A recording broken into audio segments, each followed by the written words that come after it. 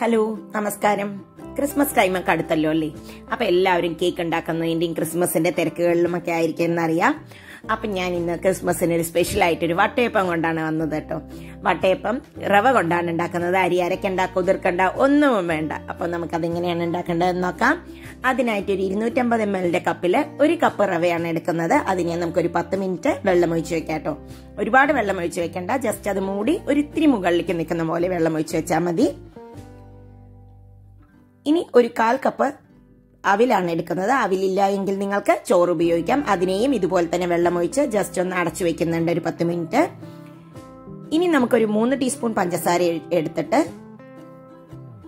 പഞ്ചസാരയും ഒരു 1/2 ടീസ്പൂൺ ഈസ്റ്റും കൂടിയിട്ട് വെക്കാം. ഈസ്റ്റ് ഒന്ന് പൊന്താനായിട്ട് വെക്കാം കേട്ടോ. അപ്പൊ അതിലേക്ക് ഒരു ലുക്ക് വാം വാട്ടർ ഇടാൻ പാടുള്ളൂ. ഒരുപാട് ചൂടുള്ള വെള്ളം ഒരിക്കലും നമ്മൾ ഈസ്റ്റ് പൊന്താൻ വേണ്ടി വെക്കാൻ പാടില്ല. ഇതിനെയും 10 മിനിറ്റ് അടച്ചു വെക്കാം. അപ്പൊ ഒരു 10 മിനിറ്റ് കഴിഞ്ഞപ്പോൾ നമ്മുടെ റവയൊക്കെ നന്നായിട്ട് സോഫ്റ്റ് ആയി വന്നിട്ടുണ്ട്. ഇനി ഇതിനെ ഒരു ബ്ലെൻഡറിലേക്ക് ട്രാൻസ്ഫർ ചെയ്യാം. ഇത് വളരെ പെട്ടെന്ന് തന്നെ നമുക്ക് അരച്ചെടുക്കാൻ പറ്റും. ഇതിൽ അധികം വെള്ളമൊന്നും ഒഴിക്കുന്നില്ല. ഇനി ആ അവിലും കൂടി ഒന്ന് ചേർത്തി കൊടുക്കുന്നുണ്ട്. 1 കപ്പ് നമ്മുടെ തേങ്ങയും കൂടി ചേർക്കണ്ട കേട്ടോ. തേങ്ങയുടെ അളവ് കുറച്ച് കൂടുതലായാലും കുഴപ്പമില്ല. പക്ഷെ ചോറാണെങ്കിലും അവിലും ശ്രദ്ധിച്ചിടണം.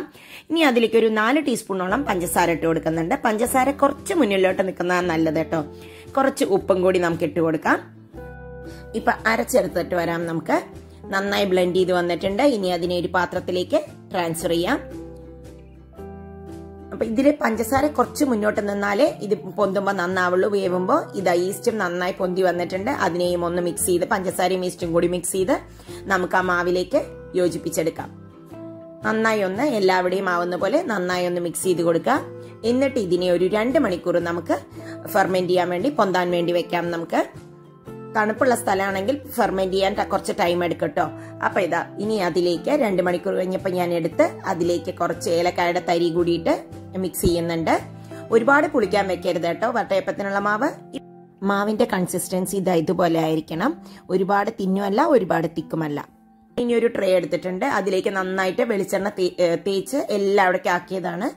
അതിലേക്ക് മാറ്റാം. നിങ്ങൾക്ക് നല്ല പരന്ന പ്ലേറ്റ് ഉണ്ടെങ്കിൽ അതായാലും കുഴപ്പമില്ല. എണ്ണ തേക്കണമേ എന്ന് മാത്രം.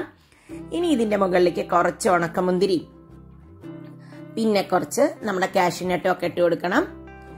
എപ്പോഴും ഈ വട്ടയപ്പത്തിന് മാവിൽ കുറച്ച് മധുരം പൊന്തി നിന്നാൽ മാത്രമേ വെന്ത് വരുമ്പോൾ നമുക്ക് അതിനൊരു ടേസ്റ്റ് ഫീൽ ചെയ്യുള്ളൂ. പക്ഷെ ഒരുപാട് ഇട്ടാൽ സോഗിയായി പോകും കേട്ടോ.